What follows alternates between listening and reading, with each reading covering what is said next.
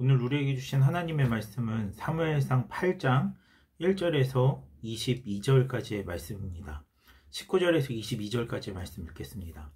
백성이 사무엘의 말 듣기를 거절하여 이르되 아니로소이다. 우리도 우리 왕이 있어야 하리니 우리도 다른 나라들 같이 되어 우리의 왕이 우리를 다스리며 우리 앞에 나가서 우리의 싸움을 싸워야 할 것이니이다 하는지라. 사무엘이 백성의 말을 다 듣고 여호와께 아뢰매 여호와께서 사무엘에게 이르시되 그들의 말을 들어 왕을 세우라 하시니 너희는 사무엘이 이스라엘 사람들에게 이르되 너희는 각기 성읍으로 돌아가라 하니라. 아멘. 사무엘상 8장은 거의 수명이 다해가는 사무엘에게 이스라엘 백성이 우리를 위해서 왕을 세워달라고 하는 요청으로 시작됩니다. 이들이 왕을 세워달라고 하는 이유는 굉장히 단순합니다. 이들이 전쟁이 일어날 때 이들을 대신하여 군사를 일으키고 이들을 대신하여 그 적들과 싸울 왕을 달라고 하는 요청이고 요구였습니다. 그런데 오늘 이 왕에 대한 요구에 대해서 하나님은 어떻게 설명하고 계시냐면 여호와께서 사무엘에게 이르시되 백성이 내게 한 말을 다 들으라.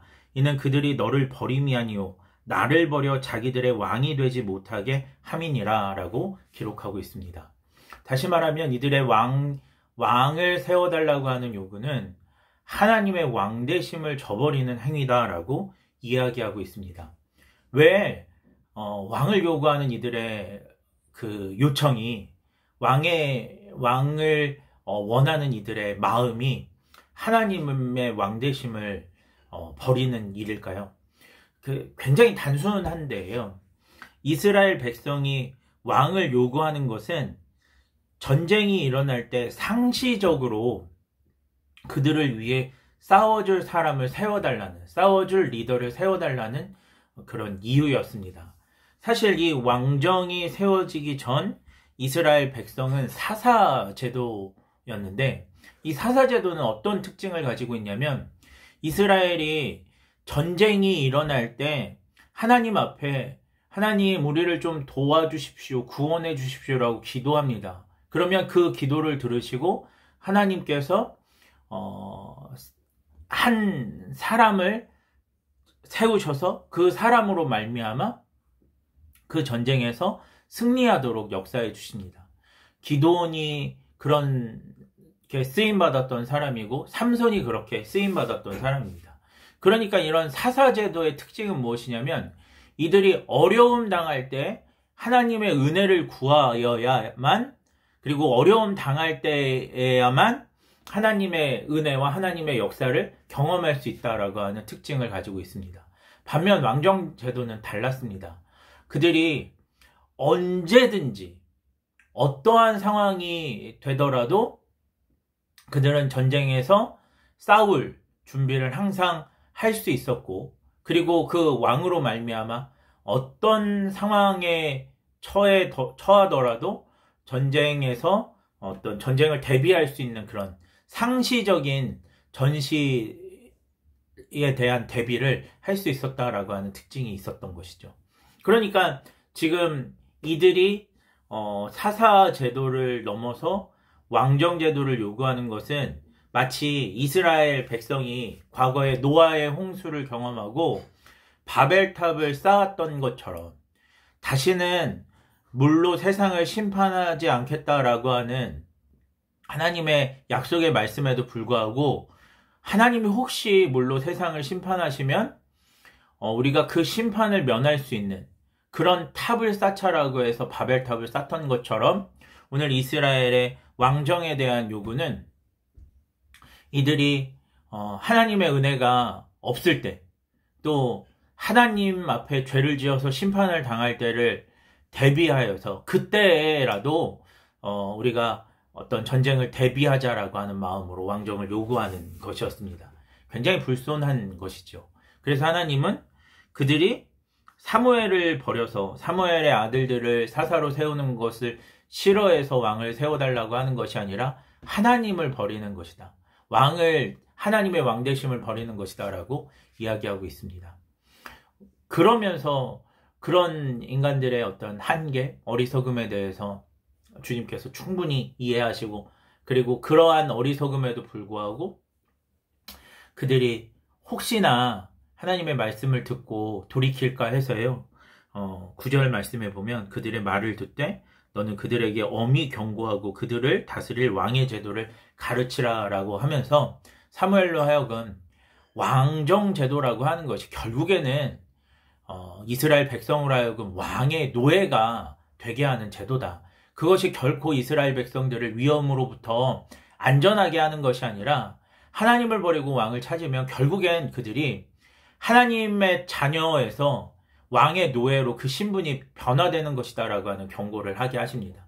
이런 경고를 통해서 그럼에도 불구하고 그 인간들이 하나님을 버리려고 하는 그 마음에도 불구하고 인간들로 하여금 이스라엘 백성으로 하여금 하나님의 왕되심만이 그들을 살릴 수 있는, 그들에게 진정한 자유를 줄 수 있는 길임을 또 한 번 설득하는 하나님의 모습들이 나타납니다. 근데 그럼에도 불구하고 인간들이 너무나 어리석어서 하나님 버리고 우리에게 왕을 주십시오.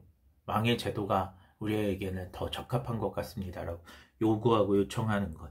그래서 하나님이 사무엘을 통해서 그들의 말을 들어 왕을 세우라 라고 하는 말씀으로 끝나는 안타까운 말씀이 오늘 사무엘상 8장 말씀입니다. 우리의 삶의 진정한 주인, 그리고 우리의 삶을 진정으로 자유케 하시고 구원하시는 분은 하나님이십니다.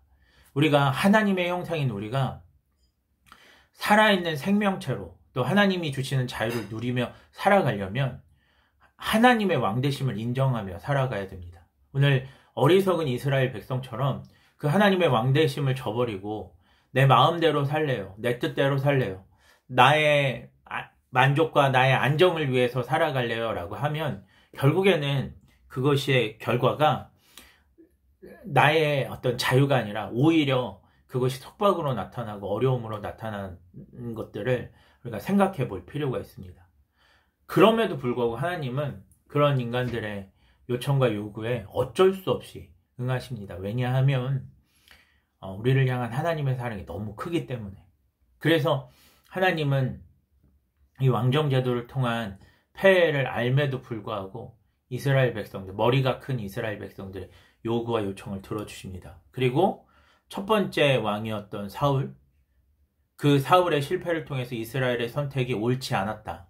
이스라엘이 사무엘이 사는 날 동안에, 사무엘의 통치를 받는 날 동안에는 블레셋의 침략을 받지 않고 하나님의 보호와 인도하심을 받았지만 사울이 왕이었을 때에는 블레셋과 전쟁하고 전쟁에서 패배하고 또한 다시 어려움을 겪는, 불행을 다시 겪는 일들을 경험하도록 하게 하십니다. 그리고 거기에서 하나님이 이 성경의 말씀을 끝내시는 것이 아니라 다윗이라고 하는 인물을 세우시고 또 그 다윗의 계보에서 예수 그리스도, 진정한 왕 대신 예수 그리스도를 이 땅 가운데 허락하심으로 말미암아 인간들이 요구했던 그 왕의 진정한 의미인 구원자 메시아를 그 예수 그리스도를 통해서 그 다윗의 반열에서 예수 그리스도를 탄생으로 말미암아 다시 허락해 주시는 역사를 우리에게 그런 은혜들을 허락해 주십니다. 오늘 이 말씀을 기억하면서 오늘 어리석은 이스라엘 백성처럼 하나님의 왕되심을 거부하고 내 마음대로 살겠다, 내 뜻대로 살겠다 결정하는 사람이 아니라 하나님 말씀대로, 하나님 뜻대로 사는 것이 나를 구원하는 길이고 나에게 생명이 있는 길임을, 그런 하나님의 사랑, 그런 하나님의 은혜에 대해서 우리가 반응하며 나아가는 믿음의 자녀 되기를 주님의 이름으로 축원합니다. 기도하겠습니다. 하나님 말씀이 우리를 살게 하고 하나님 말씀을 따르는 것이 진정한 자유임을 하나님 우리가 기억하게 하여 주시옵소서. 그래서 이스라엘 백성처럼 어리석게 하나님의 왕되심을 거부하는 자들이 아니라 하나님 왕되심 안에서 승리하는 자들, 하나님 왕되심 안에서 진정한 자유와 평안을 누릴 수 있는 믿음의 자녀들 되게 하여 주시옵소서. 감사드립니다. 거룩하신 예수님의 이름으로 기도합니다. 아멘.